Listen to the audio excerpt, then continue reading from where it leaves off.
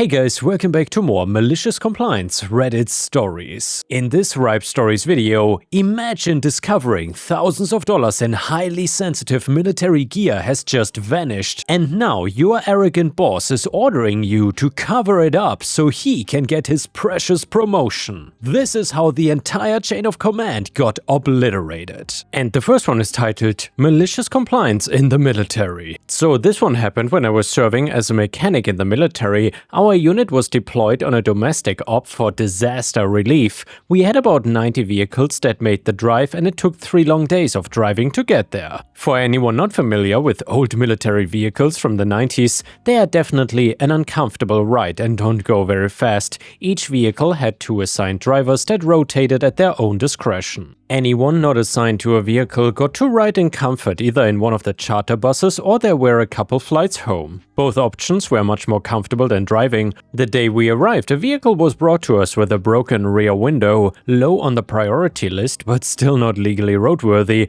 I tagged the side window with a grounded vehicle notice and took the universal key from the vehicle. All our vehicles of the same type have the same key style to switch on the ignition. The doors are never locked because key tracking with the amount of vehicles we have is non-existent, and there's always guards around the compound at night. I noticed the next day before lunch that the vehicle was not in the compound, but didn't think too much of it. I knew it was not being worked on because it's a small shop and I managed the shop flow. Well, over the next 3 weeks I noticed it was usually gone at lunch, but was always there when we were shutting the shop down in the evenings. I should mention the mess hall we were eating at was about a 15-minute walk from the compound. Once I noticed a pattern with this vehicle, I sat outside before lunch puffing on a cigar and playing on my phone.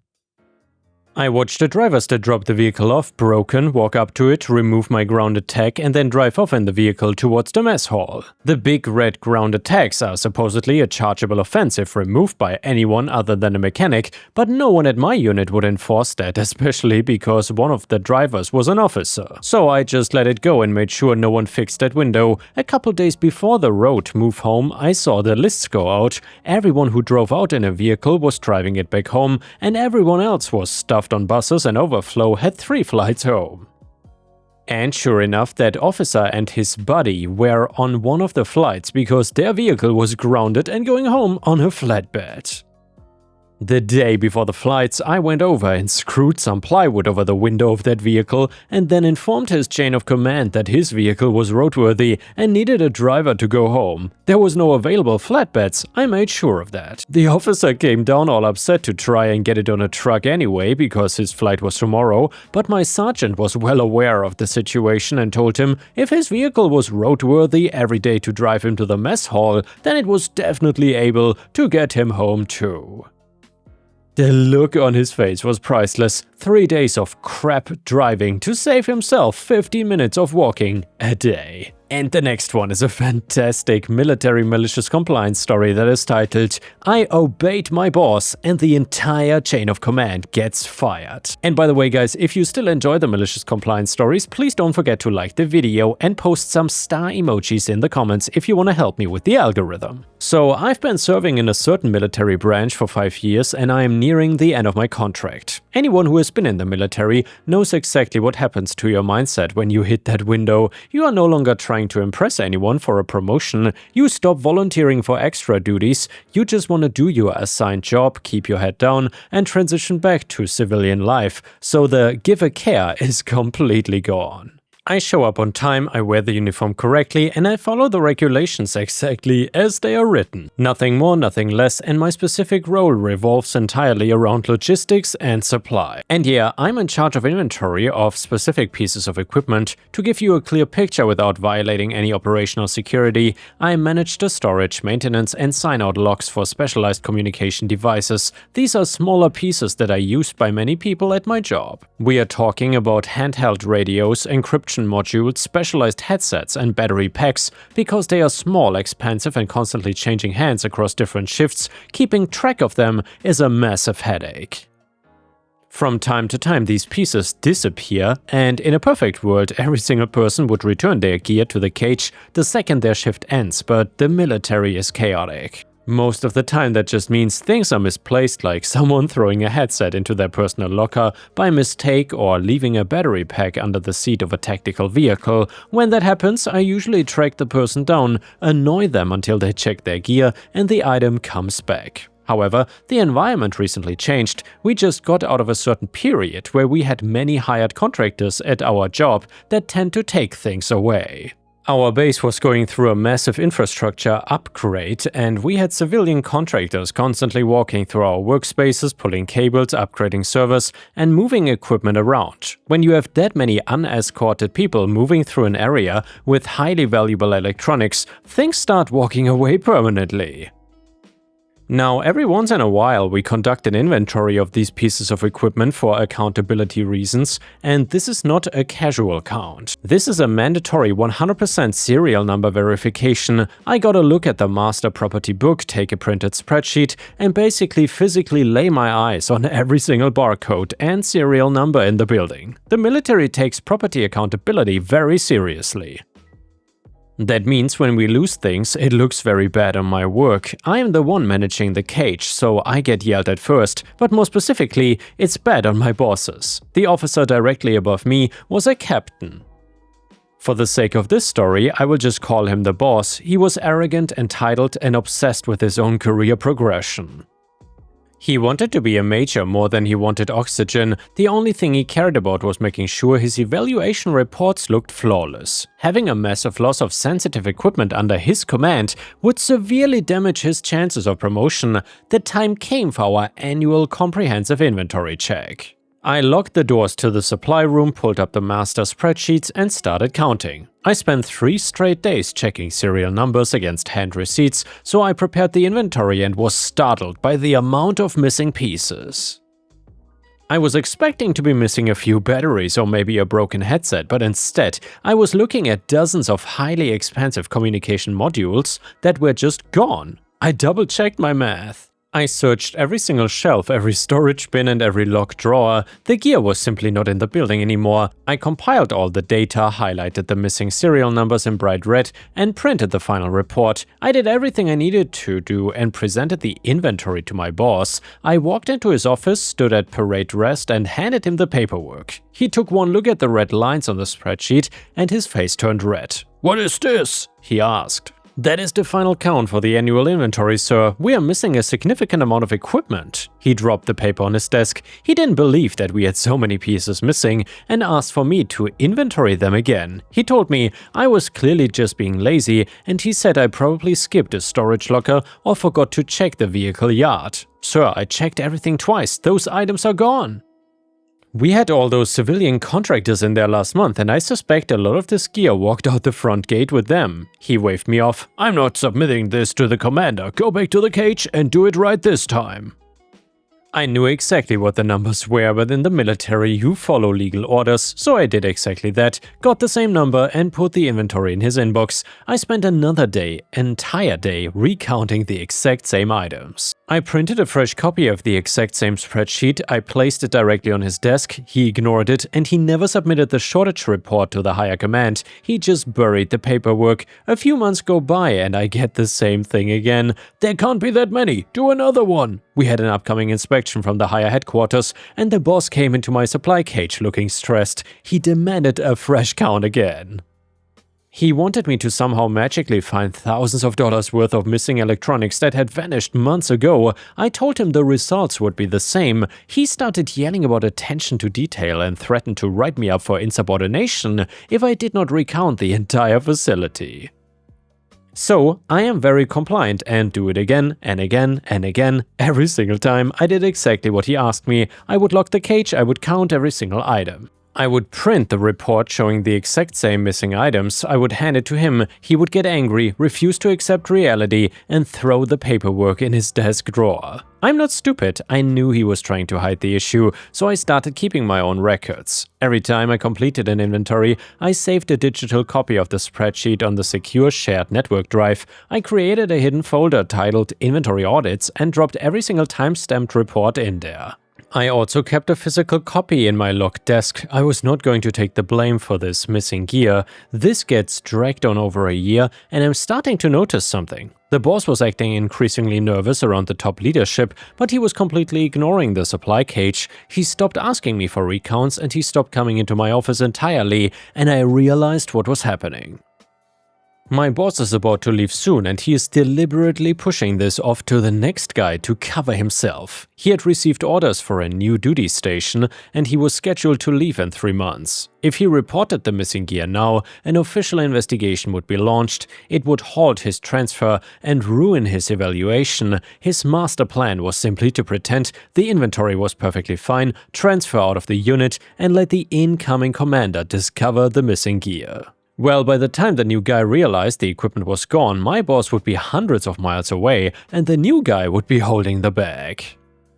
Because we have a 24-hour operation, our unit runs day shifts and night shifts. I was temporarily assigned to the night shift to cover for someone who was on leave. Working nights means that you sleep during the day. Anyone who works a night schedule knows how sacred daytime sleep is, so last week I was sleeping since I work nights and I am woken up. It was 2 in the afternoon. Someone was pounding aggressively on my barracks room door. I stumbled out of bed completely exhausted and opened the door. It was the boss. He was standing there with a clipboard, looking incredibly annoyed that it took me 30 seconds to answer the door. My boss tells me that I gotta do a specific survey with my coworkers that will get sent up to the head honcho. "Get your uniform on and get down to the computer lab," he ordered me.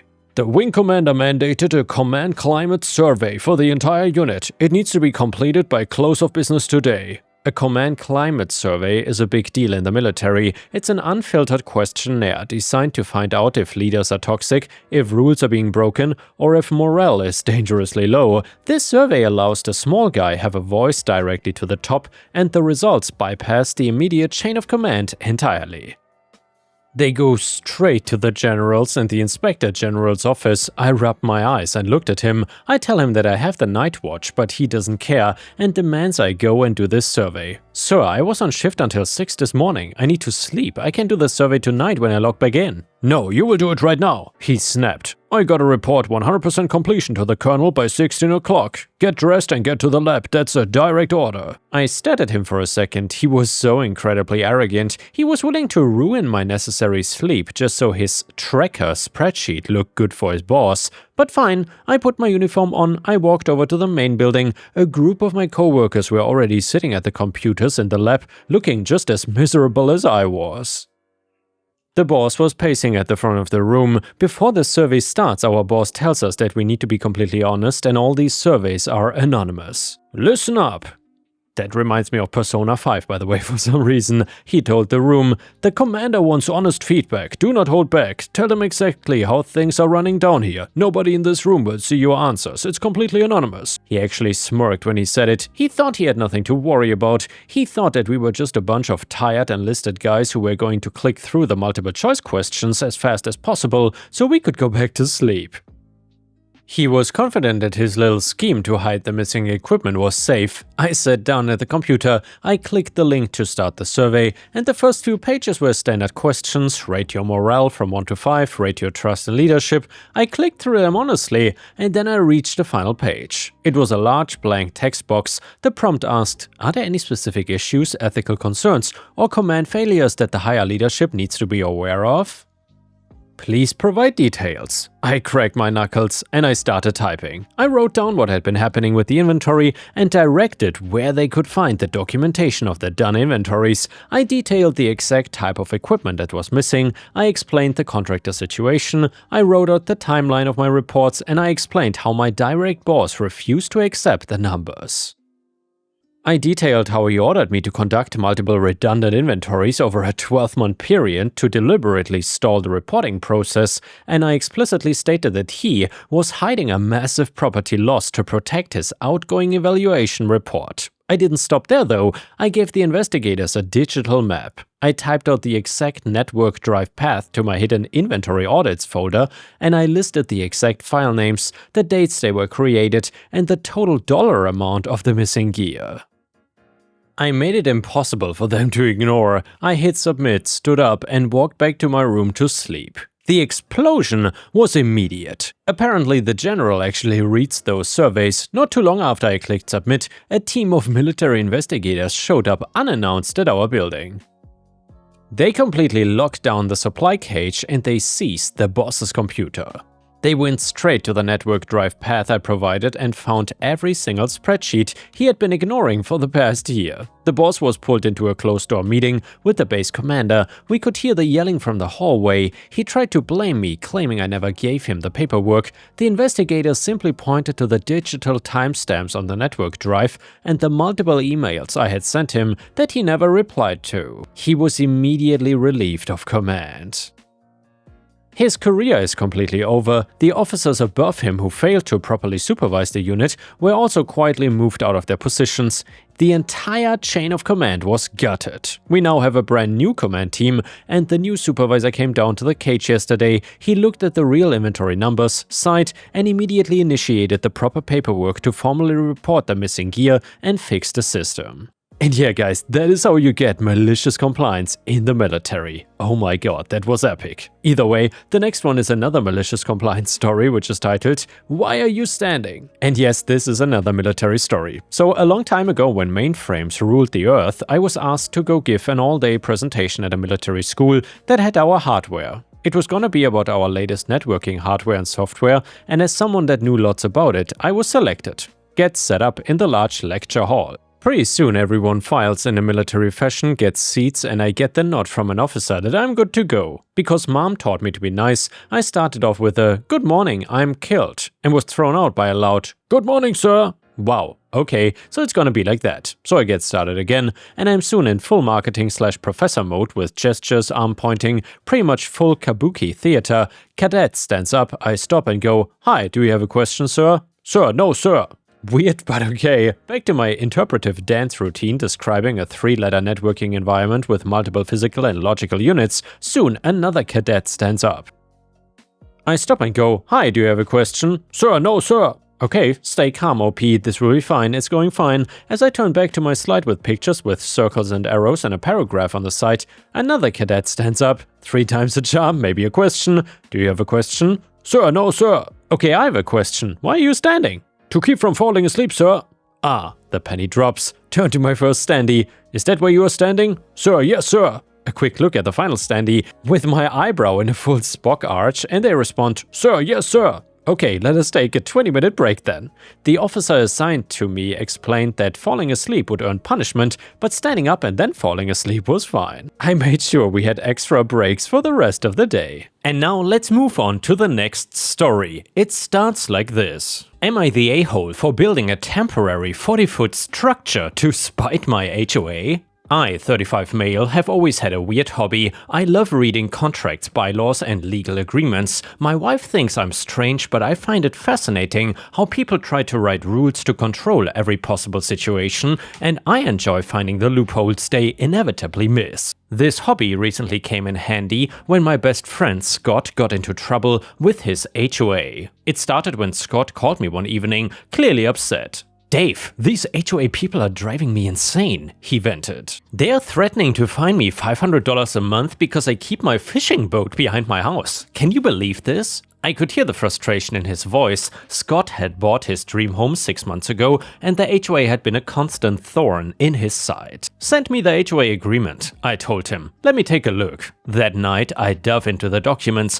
like a kid with a new video game. The more I read, the more interesting it got. You see, HOAs typically have strong enforcement powers for anything visible from the street or common areas, since their primary purpose is maintaining property values. But their authority gets murky when it comes to things they cannot see. I spent the next week researching similar cases and found several court rulings that specifically addressed this issue. One judge had written that HOA enforcement powers must be reasonably related to their purpose of maintaining community aesthetics and property values. Another ruling stated that items not visible from common areas generally fall outside the scope of HOA authority unless specifically addressed in the founding documents. Armed with this information, I called Scott. "Listen, I think we've got something here. The boat is completely hidden behind your house."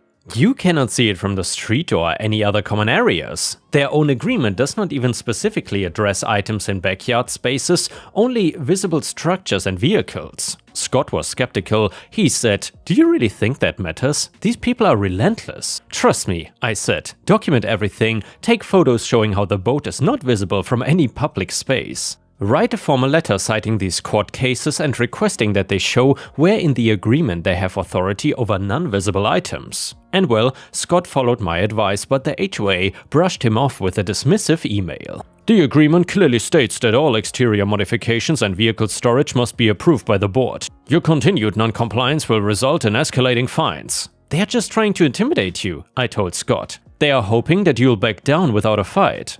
But they know their position is weak. After 3 months of back and forth and mounting fines, Scott finally hired a real estate lawyer. It cost him $2,000, but it was worth every penny. The lawyer systematically dismantled their arguments in a series of meetings, pointing out the limits of their authority and the potential liability they faced for overstepping. And then finally, the HOA backed down, removed all the fines and acknowledged in writing that items not visible from common areas were outside their jurisdiction. That is when I had an idea, a deliciously petty idea. I said, "Hey Scott, remember how they tried to bully you about the boat? What if we gave them something they actually could see? Something completely legal but absolutely hideous." Scott's eyes lit up. "What did you have in mind?" I showed him my plans for what I called a temporary recreational structure. The HOA agreement allowed temporary structures for up to 90 days, after which they had to be taken down. But nothing prevented you from putting them right back up again. They also allowed flagpoles up to 25 feet tall for patriotic display.